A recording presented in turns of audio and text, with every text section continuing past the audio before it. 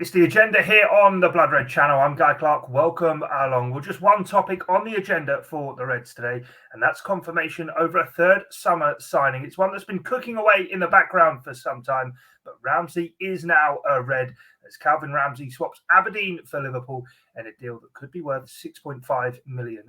Here to give us the inside track on the deal, the role Ramsay could play for the Reds, and what's next to come. It's a pleasure to welcome Theo Squires to the agenda. Theo, I hope you're keeping well. And as I say, it's a deal that's kind of been in the offing for some time, but the Reds getting this one wrapped up. Yeah, it has been. I think there were first suggestions of Liverpool being interested in Ramsay back in maybe April, March time. I remember asking the club the question back then, and they said he was of interest. He wasn't the only player they were looking at, but considering how they're normally dismissive if they're not into a player, to have it that sort of wording, you were feeling that it would be something to look at in the summer. And sure enough, that's what happened. That's what's happened. When it's a teenager who's had a good season in Scotland, I don't think there's ever any expectation that Liverpool don't have the capabilities to get the deal done. They've managed to. If any fans have seen Calvin Ramsay's first words with his interview with the club since joining them this morning, he's a boyhood Liverpool fan. It was the only club he was interested in joining. I know there was interest from Italy, there was interest from Leeds, but he said as soon as Liverpool were there, that was the one for him. He was aware of the speculation and it's not affected his performances at all in Scotland. He was Young Player of the Year, I think, for the Scottish football writers. 9 assists, a goal, 33 appearances he's played in Europe. And this is a kid who's 18. He's had a remarkable season in Scotland, making this breakthrough. And it's certainly set on his wagon and it's got Liverpool, this player. It'll be an understudy to Trent Alexander-Arnold. They're not going to want to loan him out or anything. It's watch this space to see what he can do at Anfield.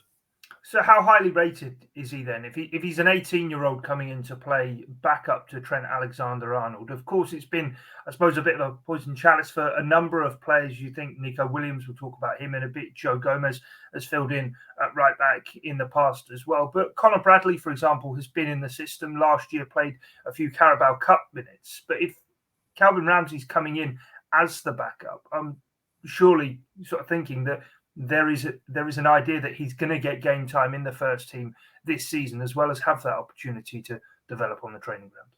You'd imagine so. Like, first of all, they've got to look at him in pre-season. They want to give him this opportunity to bed in with the rest of the squad, to integrate, and for the coaches just have a look at him and see what he's about. Like, it's a daunting prospect for any player to join Liverpool Football Club, never mind a teenager from Scotland. As I said in this interview, he's come across really well, really confident. He's been spoken calmly, and he's got a good head on his shoulders from the looks of it. It does seem that he's that highly rated that he can go and be this number 2. Like Conor Bradley, there are high hopes for him. There still are high hopes for him. But the information we got last week was he could go out on loan. Bolton Wanderers are interested in him. I think that would be a great move for him to go and play full season somewhere, League One, maybe Championship if there's interest from there. It shows that Ramsay's a step ahead in that development. Like, I know Bradley's a Northern Ireland international, but Ramsay's already had a season of senior football, and now he can come in. And you'd imagine the cup games are there. Whilst Bradley was an option last season, when it got to the business end of the season, the backup right back was Gomez or James Milner. He didn't get those opportunities. He's still to play in the Premier League. Whereas with Ramsay, he's going to have pre-season now, and then we'll see what happens. You know, you're going to have Carabao Cup games early on. He could potentially make his debut in the Community Shield, couldn't he, against Man City at the King Power, with the Liverpool having a friendly the next day at Anfield. They're going to have to split their squad somewhat. And they've got 5 substitutions across the board next season, so there are going to be minutes from there. For an 18-year-old, Liverpool are always going to have this issue when you've got the best right back in the world as your first choice, and he's still in his young, low 20s, early 20s. You're going to have this gradual, you do 4 years cycle, and then if you've not replaced him, you're going to probably have to move on. Or they go to the other end and they bring in a veteran, and it's not the Liverpool way, isn't it? They'd much rather bring the youngsters through the academy. We've seen it with Nico Williams, came in, played a few games, they gave him those early opportunities. Then he didn't really get much game time, so he went out on loan. Now the feeling is, well, maybe it's time for him to move on. Bradley's had a few games, now could go out on loan. He's younger than Nico Williams, so it's not exactly the end of his journey with Liverpool after that. But then you've got Calvin Ramsay there, who'll have a year or two with the first team set up, see what he can do. And then you assess the situation, how well he's bedded in, how many games are coming his way. It's worth noting as well in this interview he's done with the club, he has made a big point of saying, I can play midfield, I can play right midfield, I can play central midfield. He actually started in midfield, as Trent did himself when he was coming through the ranks at Liverpool. So maybe Liverpool fans have wanted this midfield signing. Calvin Ramsay could be a surprise answer after all. No, that's not going to be that. He's going to be the understudy right back. But yeah, it's exciting times for Liverpool. It's just a very Liverpool way of doing things, a very Liverpool signing. Yeah, it does feel that. Well, what's the detail in the deal then? And you mentioned the player himself. What kind of player? Because I've heard an awful lot being said of he is effectively following the Trent Alexander-Arnold model of what Liverpool want from a fullback. Yeah, well, deal-wise, it's a 5-year contract, so that's a big commitment. He'll only be 23 at the end of that, but it's still someone who's going to be at the club for a while. Our information was it was just over 4 million for an initial fee. I know BBC Scotland are saying 4.2 million for initial fee, so that matches up. 2.5 million in add-ons, so that will be for a number of appearances he makes, what team success he has when he's at the club, that sort of thing. Is standard stuff you get in contracts these days, especially a club like Liverpool. I know BBC have also said there's a sell-on clause there, but if he does well at Liverpool, they're not going to be wanting to sell him anytime soon. And for the player they're signing him, as you say, it's a Trent model. He's an attacking right back. Got 9 assists last year. That's impressive for an 18-year-old. He said himself he's not the best defensively. He's very much an offensive right back. But anyone who would have watched Trent coming through and adapt into that position when he was 18, 19, it's a similar journey, isn't it? You can do all the attacking, you're brilliant at crossing, you're brilliant at getting forward. Now we'll just tune you defensively. And if you can follow that pathway, it's a very good understudy they've got on their hands. The attributes he highlighted himself were his ability to link up with the winger, his ability to cut inside and get a shot off on either foot, and then his crossing ability, which the 9 assists speak for itself. There's a player in there. That's why there's so many clubs are interested. That's why Liverpool are so keen to get the deal done. But they need to be patient with him. Jurgen Klopp said that himself. Like, you don't sign an 18-year-old and put him straight in the first team. He'll very much be able to work in the background with Trent, with Andy Robertson, who will be his captain at international stage if he makes that senior step up with Scotland, to learn the position at Liverpool, to get up to standard, get to meet their requirements, and then get game time in the Cups, maybe get the odd Premier League appearance. 2-3 years' time, maybe that's when we're seeing someone who can really knock on the door and rival Trent for a starting position, which is what he wants. But then any player who joins this club is going to say that. And we all know how difficult that is for any player, as with the likes of Nico Williams have found out in the past.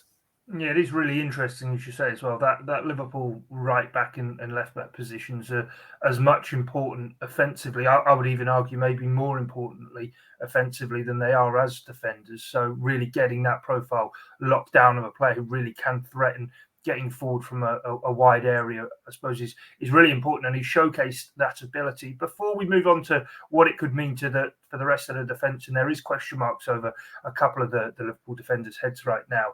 In terms of what you said before, it's a very Liverpool deal.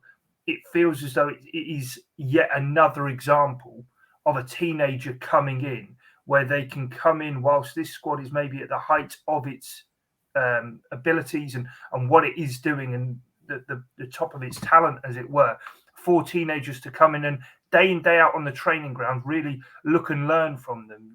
We've seen, obviously, Fabio Carvalho arriving earlier on in this summer, who's going to come in from Fulham, Calvin Ramsay. But over the last few years, there's been a lot further down, the likes of Kai Gordon, who is going to be coming through, Bobby Clarke, who signed, Mateusz Misalowski, who's also there in the youth ranks, who's also there in the youth ranks. But it's one of those, isn't it? These young lads can learn, but equally, by the time, as you say, they get towards the end of these contracts, they'll all count as homegrown players, which we know, and club-trained players, which we know Liverpool keep a very, very fine eye on.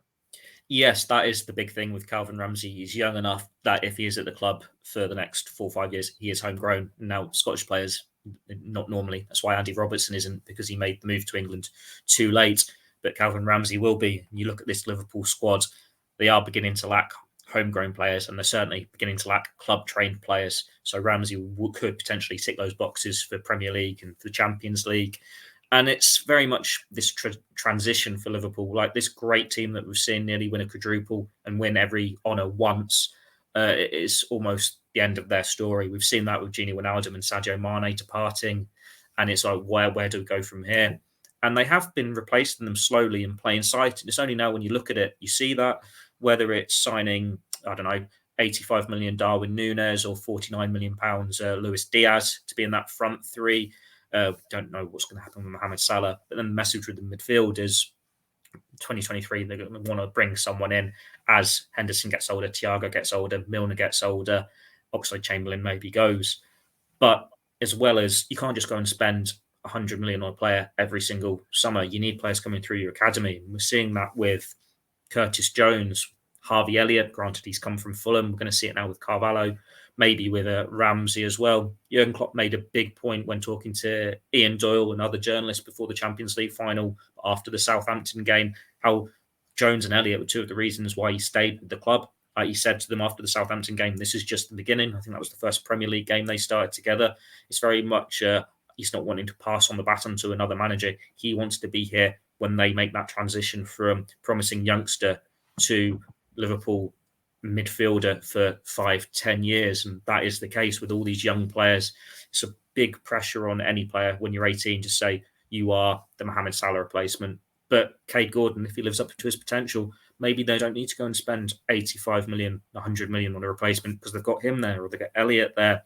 And you think, what better place is there to learn your trade? Yes, you could go and play in Scotland for another year if you're Ramsay, get 30, 40 appearances, but you've got that experience now. How much more can you get? Whereas if you're at Liverpool, you might not play as much, but you're learning from the best right back in world football for how you play. You're up against the best forwards in world football. You're up against Salah. You're up against Diaz. That is as good a training curve, rather than testing yourself once, twice a week against the best in your country. You play testing yourself against the best in Europe, against the best in the world every day at the AXAR Training Centre. That's why Liverpool are so keen to have all these youngsters coming through to make sure they're tuned up. If you remember when Jurgen Klopp first came to the club, he absolutely hated the loan system. He didn't like it at all. He wanted players to stay at the club, to be in like the reserves, the 21s, 23s, whatever you call it, as has been the case in Germany. And then he looked at reserves football in England and realised it wasn't really up to much at the time. They have improved it. He has had to loan players out, but there is still a reason there why they keep some players at the club rather than sending them out on loan. And it's about what's best for them, what is right for their next journey. We've seen it with Kelleher, whether he's not gone out on loan, has he? He stayed at Liverpool. He's learned from Alisson. He's now learning from Taffarel, a World Cup winner, as well as John Achterberg. It's about what's right for them to get them to that next stage, whether it's in the Liverpool first team and stealing the shirt off an Alisson or Alexander-Arnold if they can, or being that understudy for as long as is right for them before moving on for a profit. It's very much a forward-thinking plan that has been the case for Liverpool ever since Klopp came through the door, and it's why they've turned from this side that were struggling just to get back into the Champions League to a side that can win all these major honours. It's why Jurgen Klopp signed up until 2026, and everything's positive for the club going forward. Before Klopp, if you'd been saying you're going to lose Sadio Mane, you're one of your star players, where do we go from here? But now it's just, well, the destination's exactly the same. They've just had to change route slightly. Liverpool's still moving in the same direction. Doesn't matter who's on the pitch. They're all going to be playing this Liverpool way. It's the right message, and Ramsey's just another one to fit into the model. Yeah, as you were saying there about training at the AXA training centre, and players will be coming up against, throwing back to him saying that he maybe needs to improve defensively. I'm sure in kind of 11v11s up against Luis Diaz, he'll soon get to grips with how to become a better defender. He won't have anybody better, I suppose, to come up against 1v1 to try and hone those defensive skills up against. In terms then the rest of the defence, what are we saying now regarding kind of the future, I suppose, nominally of Nico Williams? He's kind of been that guy who's tried to get past Trent as and where he can. Of course, he has been out at Fulham for the second half of the season. And equally as well, Joe Gomez, we know his contract is beginning to tick down. He is one of those who ticks that club train box that we mentioned just before. And it feels as though, I suppose, one maybe in an ideal world for Liverpool, one of those stays and one gets sold and recoups some money in the transfer window. I think that's definitely what Liverpool would like to do. Whether it actually happens, it's easier said than done. Nico Williams is the one that looks like he's going to move on. He had that loan to Fulham, did really well. And it's in another lifetime, he would be first choice right back for Liverpool. He's just at the club at the completely wrong time because you've got Trent there. There's interest from him from Fulham, from Nottingham Forest, from a number of other sides. And despite reports, I think last night or this morning saying that Liverpool would let him leave on loan, that's not the message we're getting. It's if he goes, it's going to be permanent. He's done his time at Liverpool as this reserve right back, and he really needs to go out and play games and show how good he is. Like I said, in another lifetime, he could do that at Liverpool. It's just not going to happen for him when you've got Trent there. Wales have qualified for the World Cup. He's got that to look forward to. And when the time comes, I'm sure everyone will wish him well. Our information earlier in the summer was Liverpool are holding out for 15 million. Now we've seen we normally might have to lower that by 2-3 million, but if you're saying 12 million for him, 10 million for him with a big sell-on clause, it's a reasonable deal for a player that's come through the academy and is not going to get into your starting 11 when you've got Trent there. But then we've also seen with Liverpool in the past, if we get to last 2 weeks of August and he's still not moved on, there's still not been a suitable offer, maybe they will have to consider a loan bid just to protect his value. But as things stand, middle of June, that is not the case. He is not available for loan. Chances are he's leaving permanently. So watch this space with him. With Joe Gomez, his situation remains pretty much the same as what our information was earlier in the summer as well. Liverpool would love to sign him, get him signed down to a new contract. I think he's up in 2024.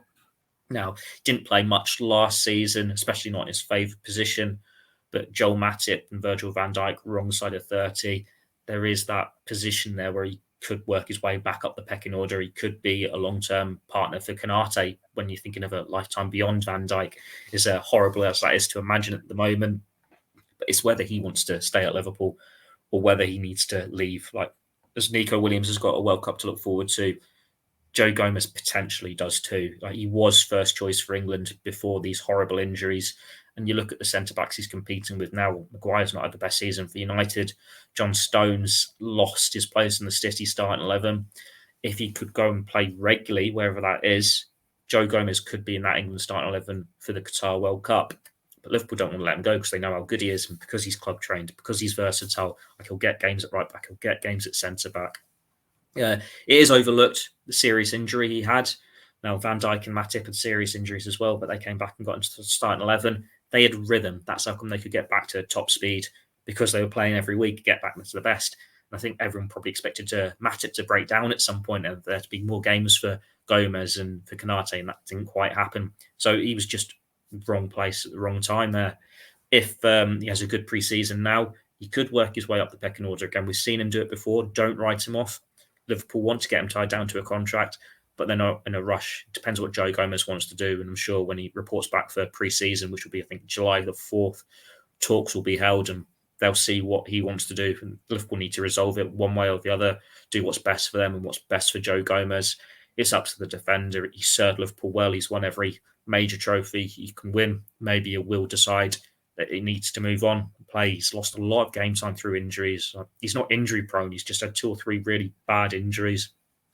So whether it's he can stay patient and force his way into the Liverpool starting 11 or his time has come, we'll wait and see. I'm sure Liverpool fans would prefer him to stay put. I know Jurgen Klopp and the rest of the Liverpool coaching staff prefer him to stay put, but they are loyal to their loyal players. So if Gomez wants to go, it might be that time.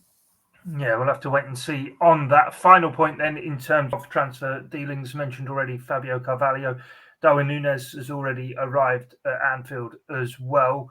Calvin Ramsay's the third through the door, and by all indications, the final one as well, especially given he's taken that number 22 squad number, which for a squad number junkie, I'm sure there are others out there, have read an awful lot into that. Yeah, I'm sure they have. We shall see. I'm sure a certain Jude Bellingham, if Naby Keita left next year, you wouldn't mind the number 8 jersey, would he? Like, you can't really judge it on squad numbers. You see what's available. Like, if Darwin Núñez had joined 2 weeks later, maybe he got the number 10 shirt. Instead, he's got the number 27. You don't decide on that.